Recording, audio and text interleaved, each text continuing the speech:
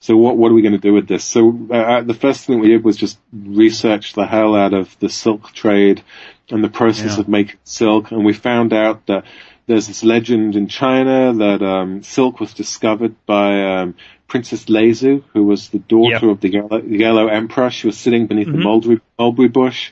Yeah. And a silk cocoon fell into her tea.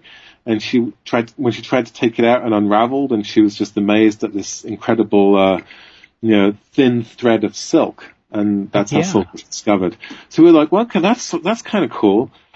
So then we, in order to fit in these ginseng characters, we knew there had to be a fantastical world that existed alongside the real world. So we went the Wizard of Oz route, where we had a magical silk painting. And what happens is at the same time as Silk Boy's descent and winning the medals in Victorian London, there's a character called Lord Filthington, who was a British silk maker who was trying to use dirty old machines to make this nasty fabric. And he was very upset that he was defeated by this Chinese man.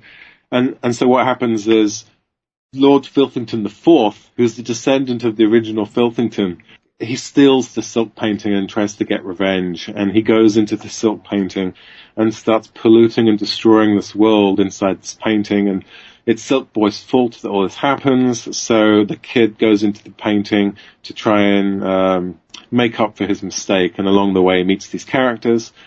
Silk Boy is a very selfish character, and along the way, he learns to be selfless. And then that's how we incorporated the silk thing. We have this, in Act 1, there's this moment where Silk Boy's grandfather explains to him that the reason silk is so special is because it's not about one thread. What makes silk so special is every thread working together. Oh. I'm just curious. Oh, I'm sorry. Go ahead. And so we wrote the story. We had no idea what the Chinese would think of it. It took them a number of translations before they were able to understand our story. You should have asked Don to translate it. What's that? I'm sorry. Yeah, I'm sorry, Neil. I completely screwed up your story. My wife's Chinese. I studied classical Chinese. Before this thing, I was beating Chinese characters into my oldest son's head. And my question was that, because it sounds like a fantastic story.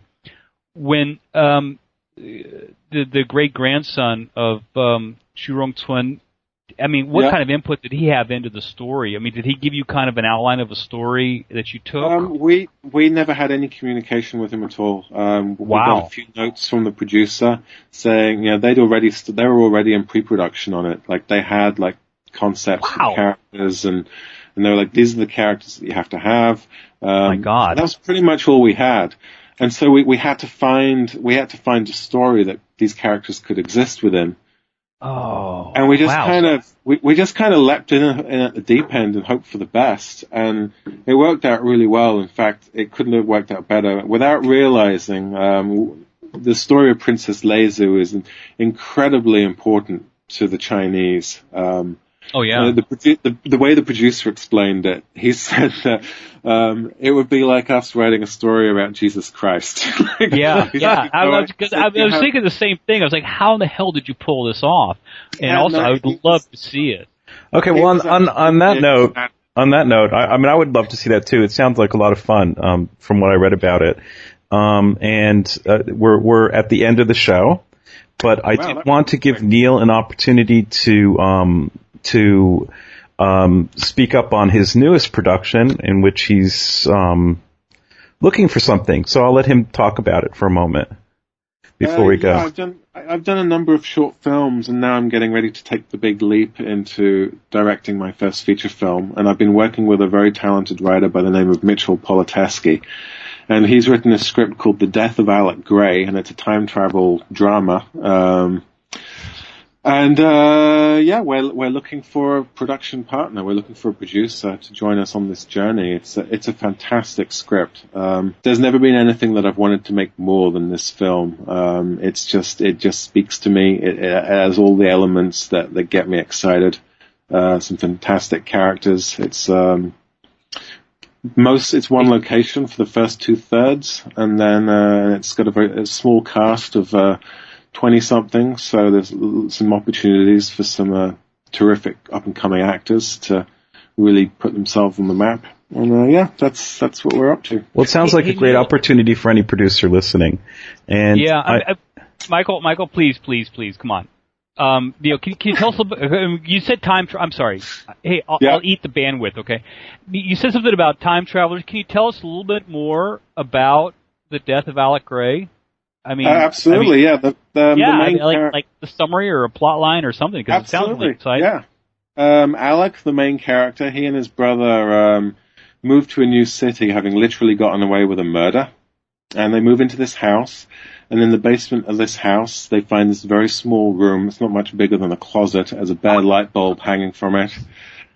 And they discover that this is a time room. But before Alec gets a chance to use it, his future self, burnt to a crisp, comes out of the time room and dies at his feet. And based on the watch on his future self's wrist, he's got less than 1 hour to figure out how he dies and to stop it. Wow. That sounds great. Man. Yeah. You got to stop there. You got to stop there. Yeah. That is,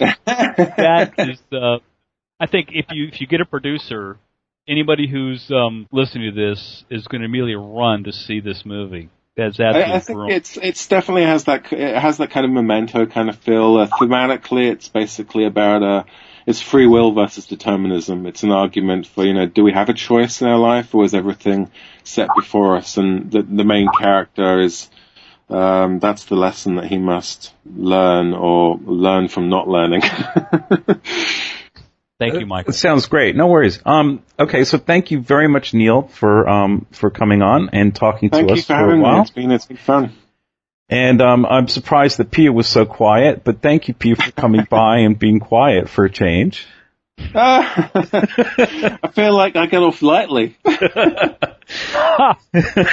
No, Don was here. So thank you, Don, too, for joining us. And thank you all for listening to Simply Radio.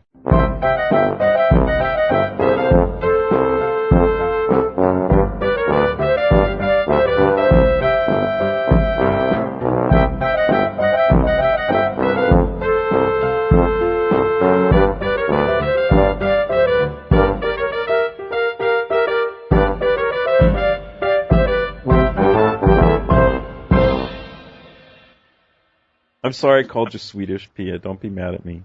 No, I am Swedish. You call me Swiss. I called you Jeez. Swiss. No, it's very annoying. I meet people and they say, "Oh, where are you from?" And then I say, "I'm Sweden." Oh, yeah, all the chocolates and banks. And I'm like, screw you. Get your countries corrected,